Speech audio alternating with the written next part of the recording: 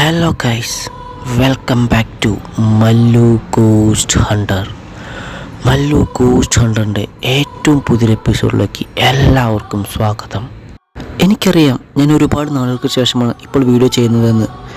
എനിക്ക് വളരെയധികം തിരക്കായതുകൊണ്ട് തന്നെ വീഡിയോ ഒന്നും ചെയ്യാൻ സാധിച്ചിരുന്നതല്ല. പക്ഷേ ഇനി അങ്ങോട്ട് കണ്ടിന്യൂസ് ആയി വീഡിയോ വരുന്നതായിരിക്കും.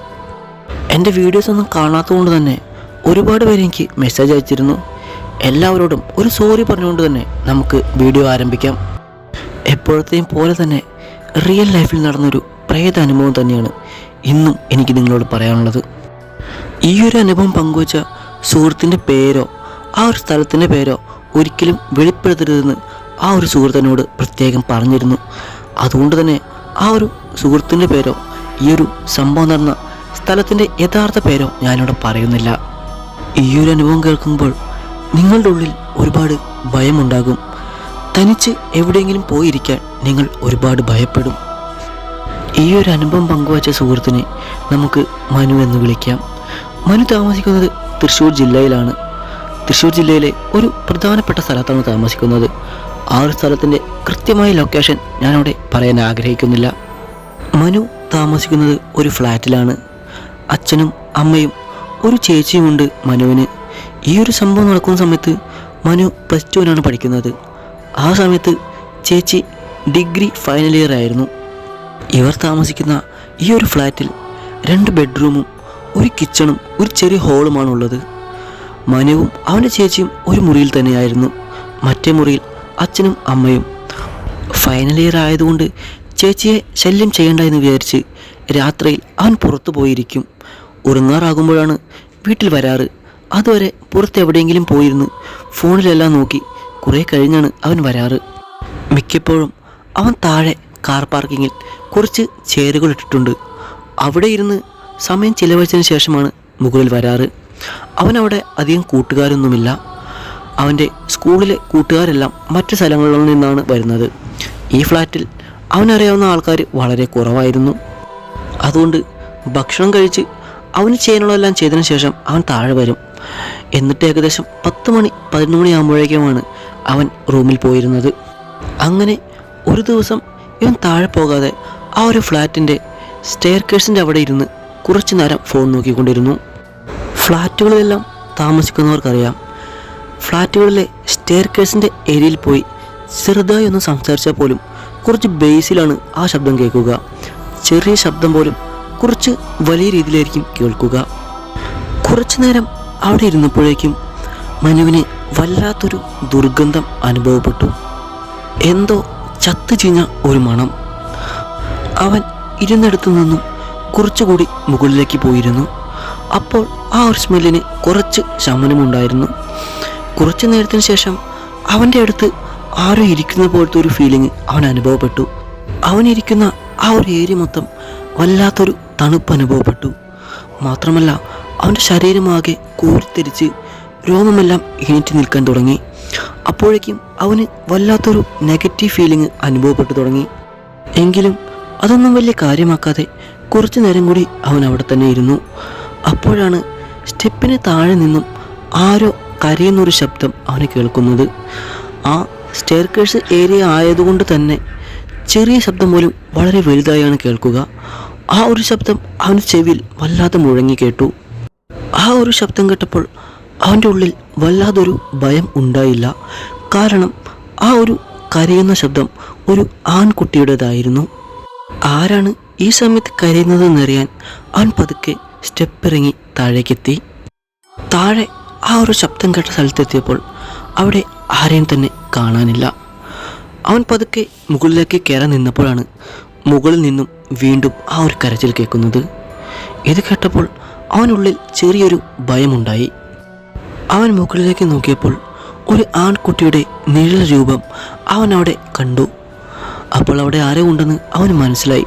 അങ്ങനെ അവൻ പതിയെ മുകളിലേക്ക് നടന്നു. മുകളിൽ ചെന്നപ്പോഴാണ് അവൻ ഞെട്ടിയത്. കാരണം അവിടെയും ആരും ഉണ്ടായിരുന്നില്ല. ആ ഒരു കരയുന്ന ശബ്ദവും നിലച്ചു. ആകെ ഉള്ളിൽ വല്ലാത്തൊരു ഭയമായി അവൻ പതിയെ അവൻ്റെ റൂമിലേക്ക് എത്തി. റൂമിൽ ചെന്ന് ആരോടും ഒന്നും മിണ്ടാതെ തന്നെ അവൻ കിടന്നു. പിറ്റേന്ന് നേരം വെളുത്തപ്പോൾ അവനുള്ളിൽ ചെറിയൊരു പനിയുണ്ടായിരുന്നു. ഇന്നലത്തെ ആ ഒരു സംഭവത്തിൻ്റെ ആയിരിക്കാം. ഇന്നലെ നടന്ന കാര്യങ്ങൾ അവൻ ആരോടും തന്നെ പറഞ്ഞില്ല. അവൻ്റെ ചേച്ചിയോടോ അച്ഛനോടോ അമ്മയോടോ അവൻ്റെ സുഹൃത്തുക്കളോട് പോലും അവൻ ആ കാര്യങ്ങൾ ഒന്നും പറഞ്ഞില്ല. അങ്ങനെ 2 ദിവസം അവൻ പുറത്തു പോകാതെ റൂമിൽ തന്നെ ഇരുന്നു. അങ്ങനെ 2 ദിവസങ്ങൾക്ക് ശേഷം അവൻ്റെ ഉള്ളിലെ ഭയമെല്ലാം മാറി അവൻ വീണ്ടും താഴെ കാർ പാർക്കിങ്ങിലെ ആ ഒരു ചെയറിൽ പോയിരുന്നു.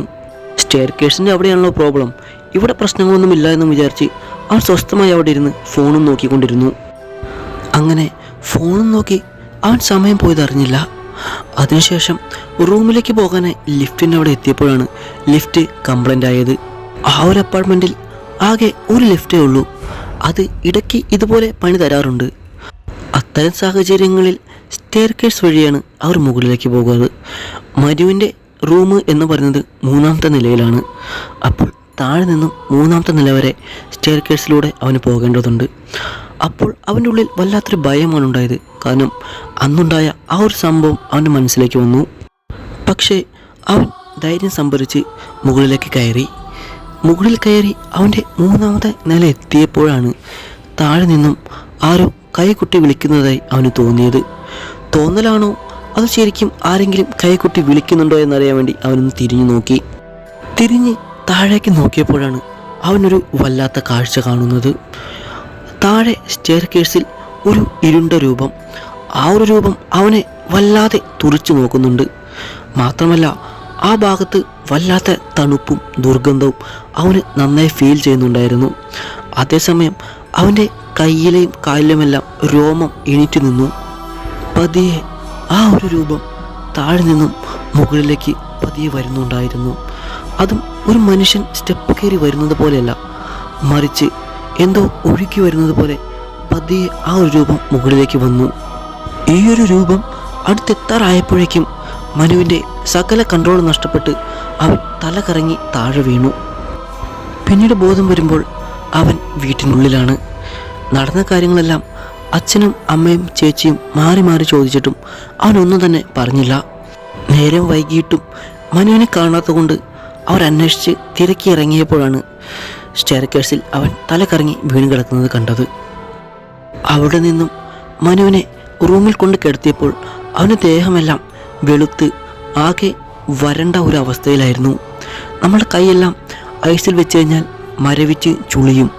ആ ഒരവസ്ഥയിലായിരുന്നു അവൻ്റെ ശരീരം ആസകലം. അവന് ബോധം വന്നപ്പോൾ അവൻ്റെ അച്ഛനാണ് ഈ ഒരു കാര്യം അവനോട് പറഞ്ഞത്. എന്താണ് സംഭവിച്ചതെന്ന് അവനും ഓർമ്മയില്ല. ആ ഒരു നിഴൽ രൂപം അവൻ്റെ അടുത്തേക്ക് വന്നത് മാത്രമാണ് അവൻ ഓർമ്മ. അങ്ങനെ പതിയെ നടന്ന കാര്യങ്ങളെല്ലാം അവൻ അവരോട് വിശദീകരിച്ചു. ഇതെല്ലാം കേട്ടപ്പോൾ അവർക്കും ഉള്ളിൽ ചെറിയൊരു ഭയമുണ്ടായി. അങ്ങനെ അവർക്കറിയാവുന്നൊരു അമ്പലത്തിൽ പോയി അവർ പൂജയും വഴിപാടുമെല്ലാം കഴിച്ച് ഒരു ചരട് അവൻ്റെ കയ്യിൽ കെട്ടി. ശേഷം രാത്രിയിൽ ഇനി വീടിന് വെളിയിൽ നീ പോകണ്ട എന്ന് അവനോട് തറച്ചു പറഞ്ഞു. ഇതിനുശേഷം മനു രാത്രിയിൽ വീടിന് വെളിയിൽ പോലെ ഇരിക്കുന്ന ആ ഒരു സ്വഭാവം നിർത്തി. മാത്രമല്ല തൊട്ടടുത്ത ഫ്ലാറ്റിലെ ചിലരോടെല്ലാം അന്വേഷിച്ചപ്പോൾ ഇത്തരം അനുഭവങ്ങൾ അവർക്കും ഉണ്ടായിട്ടുണ്ടെന്നാണ് അവരും പറഞ്ഞത്.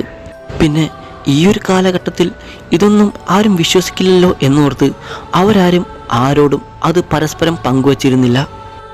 ഈ ഒരു സംഭവം നടന്ന് 3 മാസത്തിന് ശേഷം അവർ ആ ഒരു ഫ്ലാറ്റിൽ നിന്നും മറ്റൊരു വാടക വീട്ടിലേക്ക് താമസം മാറി. അപ്പോൾ തൊട്ട് ഇപ്പോൾ വരെ മറ്റ് പ്രശ്നങ്ങളൊന്നും അവൻ്റെ ലൈഫിൽ ഉണ്ടായിട്ടില്ല. പക്ഷേ ആ ഒരു സംഭവം ഇപ്പോഴും മറക്കാനാവാത്ത ഒരു ഭയാനക അനുഭവമായിട്ടാണ് മനു ഇപ്പോഴും ഓർക്കുന്നത്. ഇതുപോലെ ഫ്ലാറ്റിലോ അപ്പാർട്ട്മെൻറ്റിലോ താമസിക്കുന്ന നിങ്ങളുടെ സുഹൃത്തുക്കൾക്ക് ഈ ഒരു വീഡിയോ നിങ്ങൾ തീർച്ചയായും ഷെയർ ചെയ്ത് കൊടുക്കണം. ഈ ഒരു അനുഭവത്തെ പറ്റിയുള്ള നിങ്ങളുടെ അഭിപ്രായം തീർച്ചയായും കമൻറ്റ് ബോക്സിൽ രേഖപ്പെടുത്തുക. കണ്ടിന്യൂസായി ഇനി വീഡിയോസ് വരുന്നതായിരിക്കും.